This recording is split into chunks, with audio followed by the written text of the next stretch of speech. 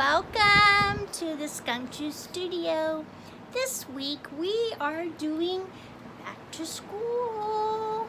I can't believe it's already here.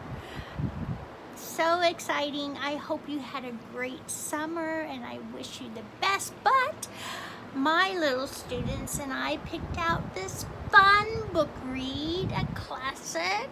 Miss Nelson is Back. Right?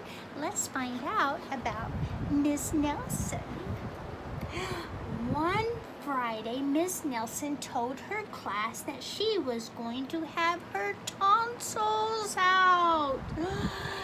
I'll be away next week, she said, and I expect you to behave. Yes, Miss Nelson, said the kids in 207. But at recess, it was another story. Wow, said the kids, while Miss Nelson is away, we can really act up. Not so fast, said a big kid from 309.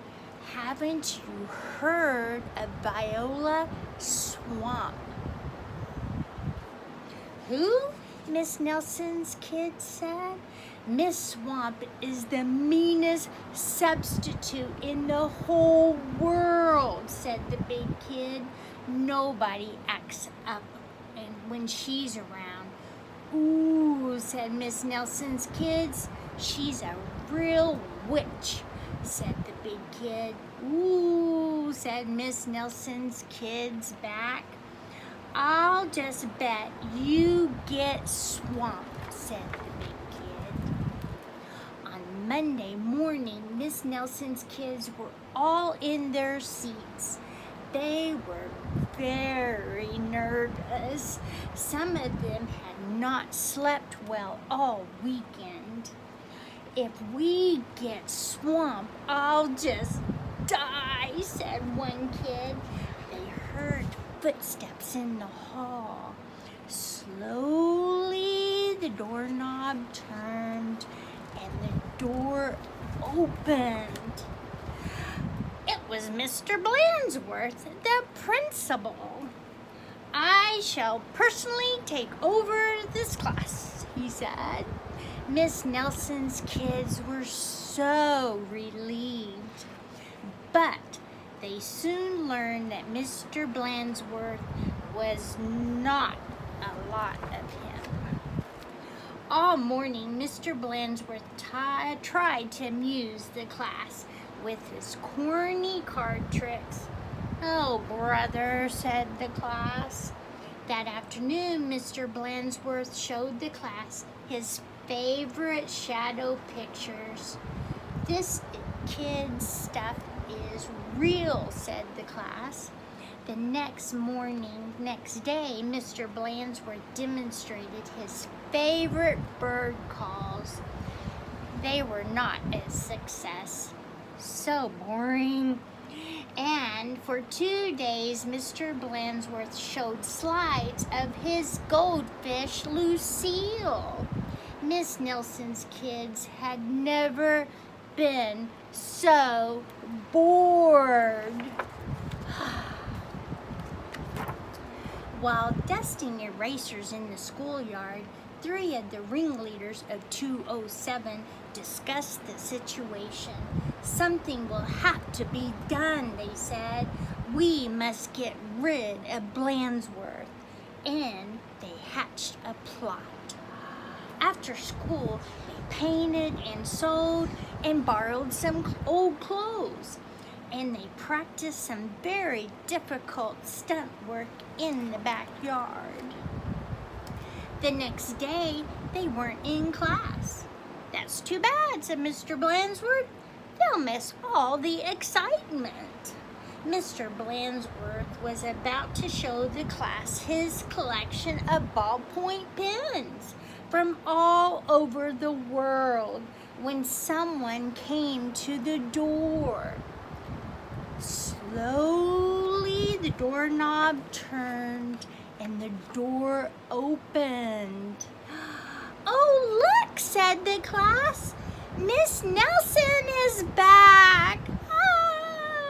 A tall and lumpy Miss Nelson entered into the room. Mr. Blandsworth was surprised. "You're back sooner than we expected," he said. The tall and lumpy Miss Nelson didn't speak. Said the kids, her throat must still be sore. "Are you sure you're well enough?" said Mr. Blandsworth. "She's sure," said the kids. "Well, in that case," said the principal, "I'll be getting back into the office. Nice to have you back, Miss Nelson."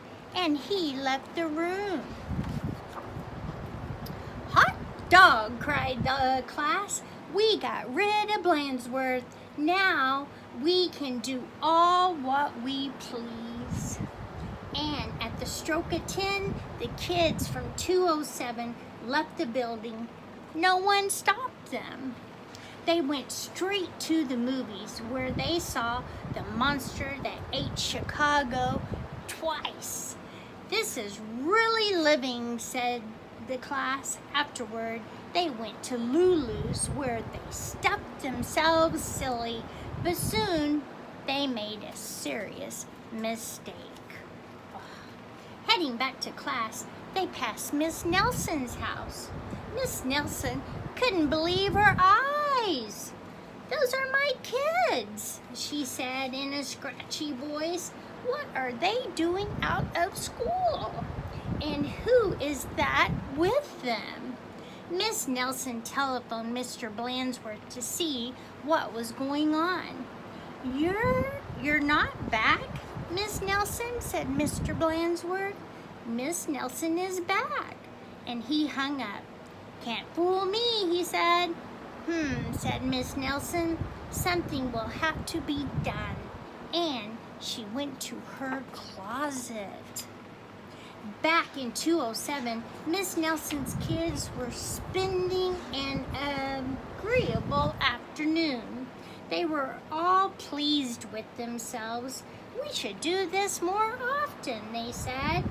They did not notice the figure in the hall.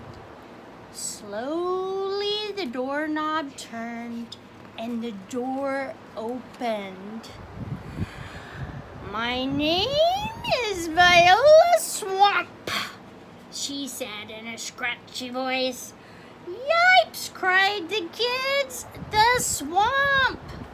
"That's right, Miss Swamp, and I'm here to whip this class back into shape. Get back to those desks on the double." The class did as it was told. The kid from 309 was certainly right.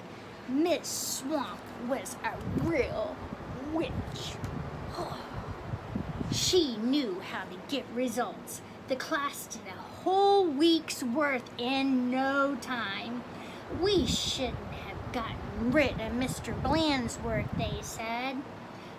"Pipe down," said the Swamp, or just then something under the desk attracted the attention. It was a mask. "Ha!" said Miss Swamp. "So that's your little game." And she tried the mask on just as Mr. Blandsworth stepped into the room.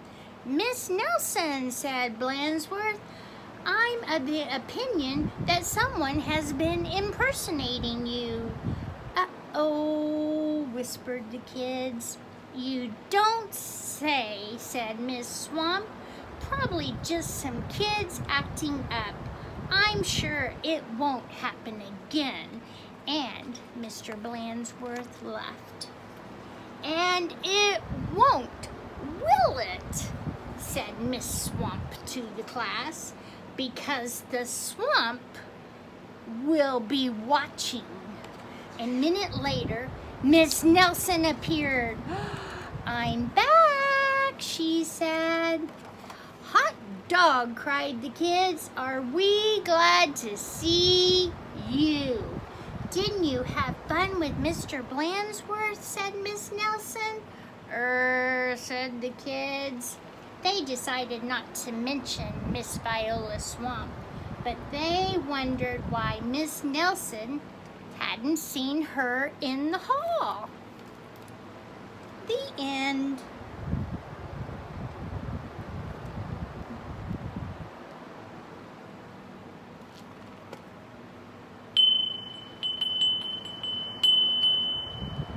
Class dismissed.